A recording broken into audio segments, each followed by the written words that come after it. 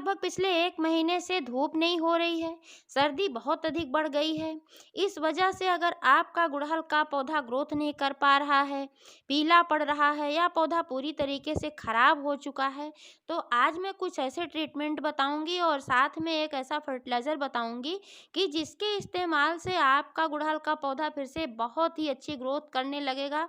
उसमें बहुत सारे शूट्स निकलना स्टार्ट हो जाएंगे और आने वाले समय में वह फूलों से भरा रहेगा, कलियां वगैरह नहीं गिरेंगी। तो दोस्तों वीडियो पर अंत तक बने रहें, बिना स्किप किए पूरा देखें ताकि संपूर्ण जानकारी मिल सके, क्योंकि आधी अधूरी जानकारी जब मिलती है तो आपको कोई फायदा नहीं पहुंच पाता है।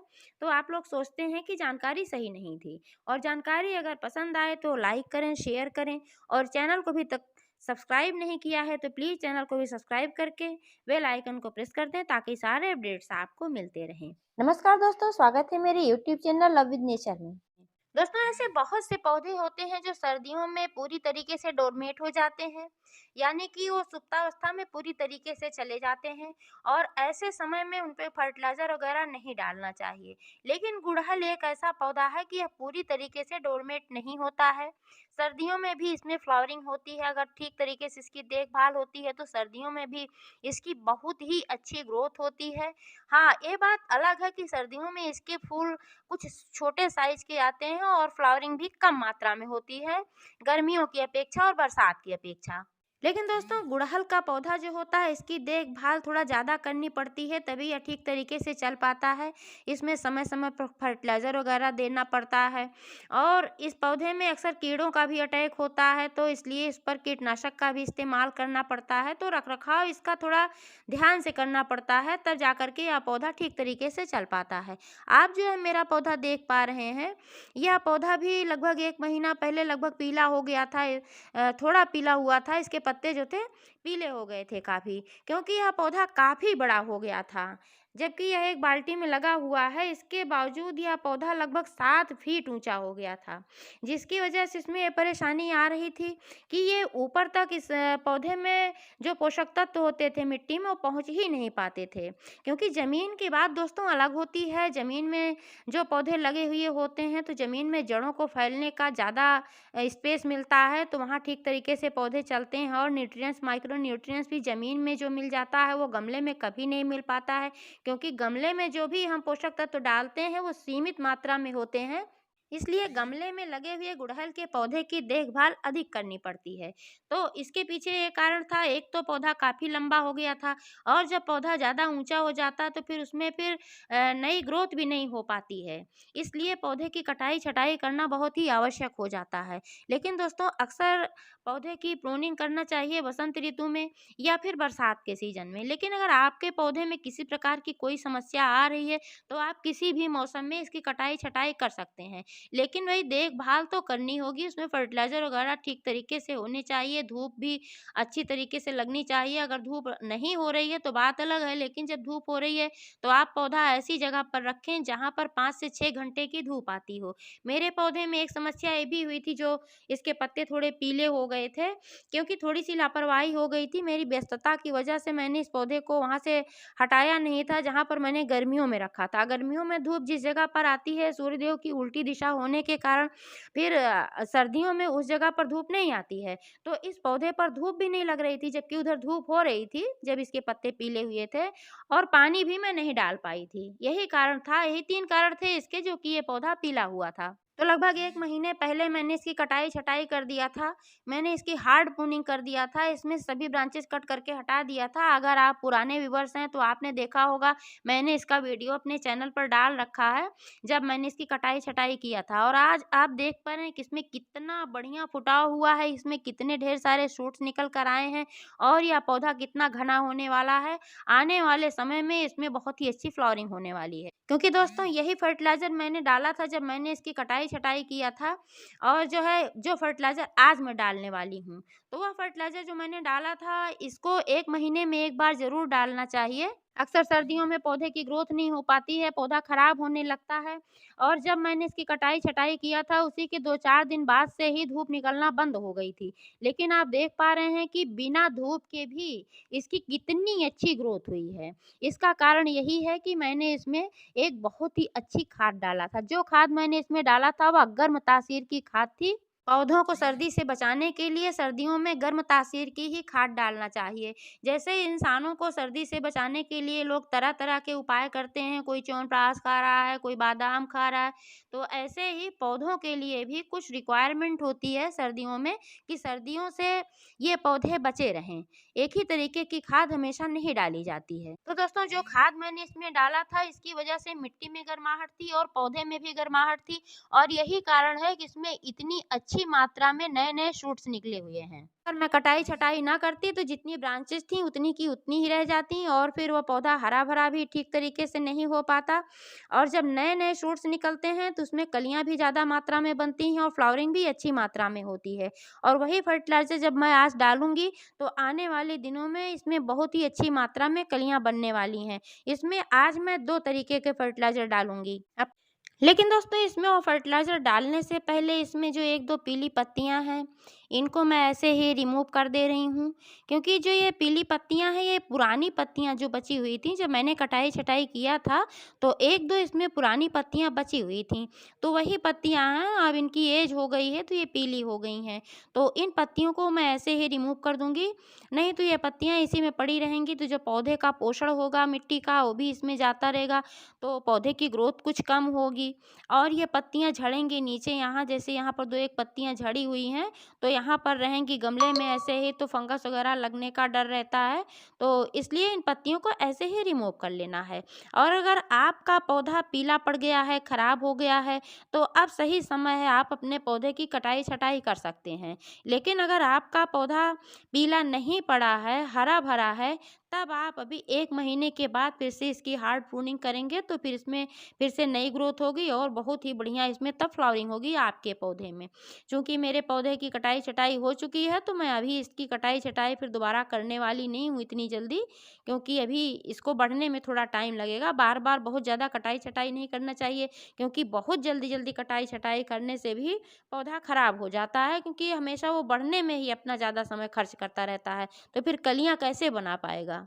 अब तो मौसम भी थोड़ा चेंज हो रहा है, कल भी बहुत ही अच्छी धूप निकली हुई थी हमारे यहाँ और आज भी बहुत ही बढ़िया धूप निकली हुई है।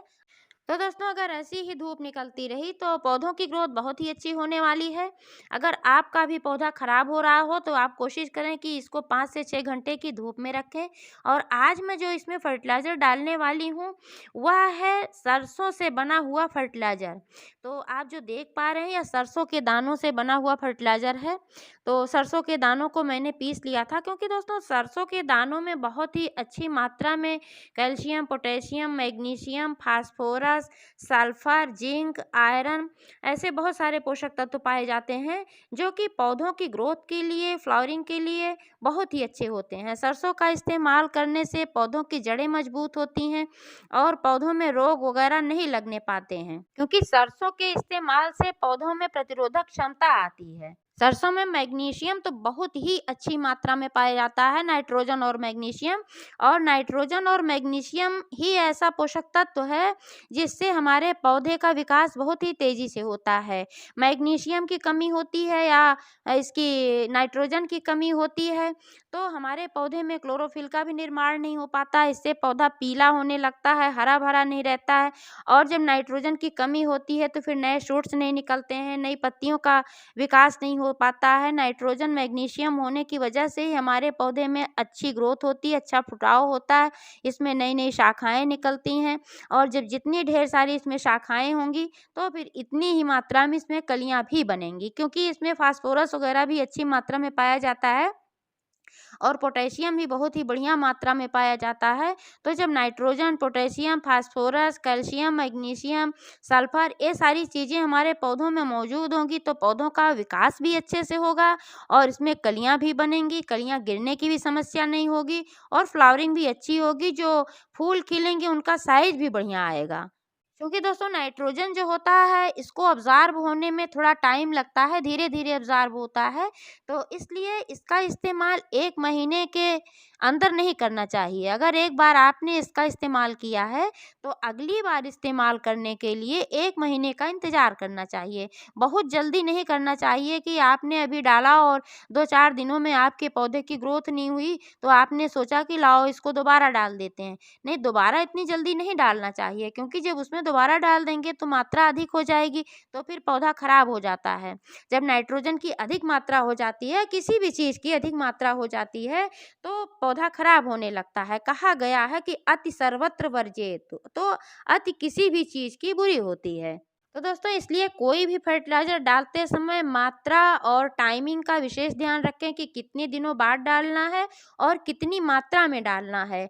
किसी भी फर्टिलाइज़र को आप अपने कंटेनर के अनुसार ही डालें। अगर आपका गमला 12 इंच का है, तब अगर आप सरसों के दानों का इस्तेमाल कर रहे हैं, तो ज़्यादा से ज़्यादा आप 2-3 चम्मच सरसों के दानों का इस्तेमाल करें। लेकिन अगर बड़ा है तो आप 1 मुट्ठी सरसों के दानों का इस्तेमाल करें, क्योंकि बहुत कम मात्रा में करने पर भी कोई लाभ नहीं मिलता है। आप देख पा रहे हैं कि मेरा ये गुड़हल का पौधा जो है, मैंने इसको एक प्लास्टिक के बकेट में लगाकर रखा हुआ है। तो यह 20 लीटर की बकेट है। तो इसमें मैं 1 मुट्ठी से थोड़ा ज़्यादा ही मैंने लिया हुआ था और इसको मैंने पीस लिया है, क्योंकि पीस कर ही इसका इस्तेमाल करना चाहिए। तो अभी मेरे पौधे में जो गमले की मिट्टी है, तो इसमें नमी बहुत ही अच्छी मात्रा में है, इसलिए इसमें मैं इसका सूखा ही इस्तेमाल करूँगी। अगर इसमें ड्राइनेस ज़्यादा होती, जैसे गर्मियों के सीज़न में अगर इसका इस्तेमाल करना है, तो इन दानों को पीस करके 1 लीटर पानी में डालकर 2 दिन के लिए आप छोड़ देंगे, तो बहुत ही बढ़िया फर्टिलाइज़र बनकर तैयार होगा और भी अच्छा काम करेगा। लेकिन अगर मैं इसमें इसको ड्राई डालूँगी तो भी अच्छा काम करेगा, थोड़ा-सा अब्ज़ॉर्ब होने में थोड़ा टाइम लगेगा। तो इसका इस्तेमाल करने से पहले मिट्टी की गुड़ाई खूब ठीक तरीके से कर लेना है, जो कि मैंने कल ही करके रखा हुआ था। आप देख पा रहे हैं मिट्टी कितनी बढ़िया लूज़ है और भुरभुरी है। अब इस मिट्टी को मैं ऊपर से ऐसे ही निकाल लेती हूँ, क्योंकि ऊपर से जब मैं मिट्टी निकाल लूँगी और इस फर्टिलाइज़र को तब मैं डालूँगी, तो फिर ये नीचे रहेगा और डिकम्पोज़्ड होगा और बढ़िया से पौधे में अब्ज़ॉर्ब होगा। तो इसलिए आप देख पा रहे हैं कि मैंने यहाँ से लगभग इसमें मैंने 4 इंच मिट्टी निकाला हुआ है, क्योंकि गमला बड़ा है तो 4-5 इंच मिट्टी इसमें से निकालना ज़रूरी है। अगर गमला छोटा है तो 2 इंच मिट्टी निकाल लेंगे, तब भी आपका काम चलेगा। तो मैंने 4-5 इंच गहराई तक इससे मिट्टी निकाल लिया है और अब मैं यही फर्टिलाइज़र का इस्तेमाल करने वाली हूँ। और नीचे आप देख पा रहे हैं कि मिट्टी में पूरी तरीके से नमी है, यहाँ कोई पानी की आवश्यकता नहीं है, मिट्टी पूरी नम है, इसलिए आज मैं इसमें पानी नहीं डालने वाली हूँ दोस्तों। तो आज मैं इसमें जो मैंने कहा था कि मैं 2 फर्टिलाइज़र का इस्तेमाल करूँगी, तो जो मैं दूसरा फर्टिलाइज़र इसमें डालूँगी, वही मैं वो लिक्विड फर्टिलाइज़र है तो वही मैं डालूँगी, इसको थोड़ा-सा डाइल्यूट करके, और अलग से इसमें पानी नहीं डालूँगी, क्योंकि जब भी कोई फर्टिलाइज़र डाला जाता है तो पानी डालना आवश्यक होता है, तभी वो उसमें डिकम्पोज़्ड होता है और पौधे को फ़ायदा पहुँचाता है। लेकिन मिट्टी जब ड्राई ज़्यादा नहीं है तो इसमें मैं पानी नहीं डालूँगी, पानी की जगह पर मैं वही लिक्विड फर्टिलाइज़र डालूँगी। तो इसको इस तरीके से मैंने डाल करके इसमें ऐसे ही फैला दिया है और ऊपर से जो मिट्टी मैंने निकाला हुआ था, इस ऐसे ही इस मिट्टी को ऐसे ही डाल देना है। और अब आप देख पा रहे हैं कि मैंने जितनी मिट्टी निकाली थी, सारी मिट्टी ऊपर से मैंने ऐसे डाल दिया है। अब ये जो फर्टिलाइज़र था वो नीचे है। अब इसमें पानी डालने के बाद ये नीचे डिकम्पोज़्ड होगा और फिर ये पौधे में अपना पोषण पहुँचाता रहेगा धीरे-धीरे, जैसे-जैसे डिकम्पोज़्ड होता रहेगा। और दूसरा फर्टिलाइज़र है दोस्तों, ये प्याज़ के छिलकों से बना हुआ फर्टिलाइज़र है। प्याज़ के छिलकों में भी बहुत ही अच्छी मात्रा में नाइट्रोजन, पोटेशियम, आयरन, फास्फोरस बहुत ही अच्छी मात्रा में पाया जाता है और भी बहुत सारे पोषक तत्व पाए जाते हैं। तो इसके इस्तेमाल से पौधे में बहुत ही अच्छी फ्लावरिंग भी होती है और पौधे की ग्रोथ भी बहुत ही अच्छी होती है। तो इसको मैंने 2-3 दिन पहले ऐसे ही पानी में भिगो करके रखा था और आप देख पा रहे हैं कि अब इस पानी में इसके बहुत सारे पोषक तत्व जो हैं उतर कर आ गए हैं और ये थोड़ा-सा गल भी गए हैं छिलके। तो अब इन छिलकों को मैं इसमें से निकाल दे रही हूँ। तो इन छिलकों को भी मैं फेंकने वाली नहीं हूँ दोस्तों। आप देख पा रहे हैं यहाँ कि यहाँ पर मैं बना रही हूँ कंपोस्ट खाद। यहाँ सब्जियों के छिलकों से और थोड़ा-सा ऊपर से मैंने इसमें गोबर भी डाल रखा है। तो सब्जियों के छिलकों से और ये पूजा के जो फूल थे उनको भी मैंने इसमें डाल रखा है। तो लगभग ये बनकर तैयार हो गया है। तो इसी में मैं इन छिलकों को भी डाल दे रही हूँ। और अब यह जो पानी इसका बचा हुआ आप देख पा रहे हैं, इस कंटेनर में आधा है, तो आधा है तो इसमें मैं अभी सादा पानी और मिला करके इसको पूरा भर लूँगी, जिससे कि ये थोड़ा डाइल्यूट हो जाए, क्योंकि मैंने इसमें ऑलरेडी एक फर्टिलाइज़र डाल रखा है और इसको भी अगर मैं पूरा का पूरा ऐसे ही डाल दूँगी तो मात्रा अधिक हो जाएगी, जो कि अभी मैंने बताया कि किसी भी चीज़ की मात्रा अच्छी नहीं होती है, तो इसलिए इसको डाइल्यूट करना आवश्यक है।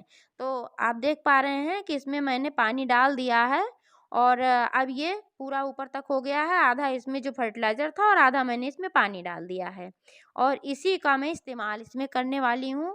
तो इसको मैं ऐसे ही डाल दे रही हूँ उसमें और थोड़ा-सा ये देख पा रहे हैं कि जो ये बचा हुआ है, तो इसको मैं दूसरे पौधे में डाल दूँगी, क्योंकि बहुत ज़्यादा डालूँगी तो इसमें पानी की भी मात्रा ज़्यादा हो जाएगी और फर्टिलाइज़र की भी ज़्यादा हो जाएगी।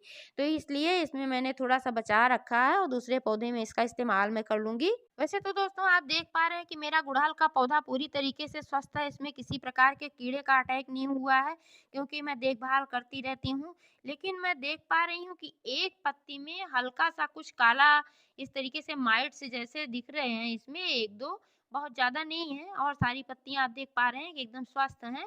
बस एक पत्ती में कुछ इस तरीके से माइट्स जैसे मुझे दिख रहे हैं। तो ऐसे ही बारीकी से अगर निरीक्षण करते रहेंगे तो ऐसे थोड़ा-सा भी कहीं होगा तो आपको भी दिख जाएगा और जब थोड़ा-सा रहता है तो उसको हटाने में बहुत ही आसानी होती है।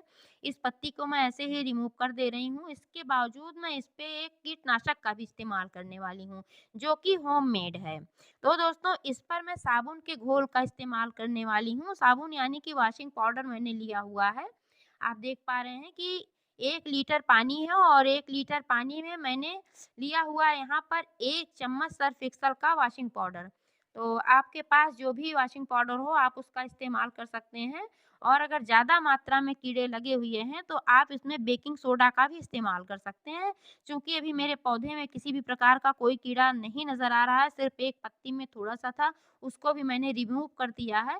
लेकिन इसके बावजूद मैं इसमें इसका इस्तेमाल करूँगी, क्योंकि इसके इस्तेमाल से पत्तियाँ खराब नहीं होती हैं, पौधा खराब नहीं होता है। तो इसका इस्तेमाल करूँगी तो फिर कीड़ों का अटैक नहीं हो पाएगा, अगर होगा भी कहीं 1 आध 2 तो वो ख़त्म हो जाएगा। नहीं तो बढ़ते-बढ़ते जब ज़्यादा हो जाता है तो फिर कोई कीटनाशक जल्दी काम नहीं करता है, कई बार उसको दोहराना पड़ता है।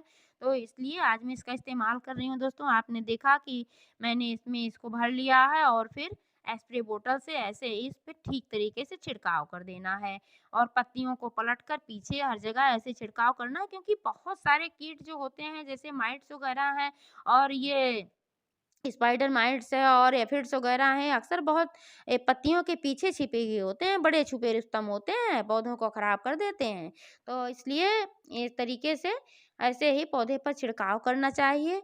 आप भी इसी तरीके से अपने पौधे की देखभाल करेंगे, ऐसे ही फर्टिलाइज़र डालेंगे और ऐसे ही धूप में रखेंगे, पानी वगैरह का ध्यान रखेंगे, तो निश्चित रूप से आपका भी गुड़हल का पौधा बहुत ही बढ़िया फ्लावरिंग करेगा। आप जो देख पा रहे हैं मेरा पौधा 4 वर्ष पुराना है और ठीक तरीके से ऐसे ही चलता रहता है।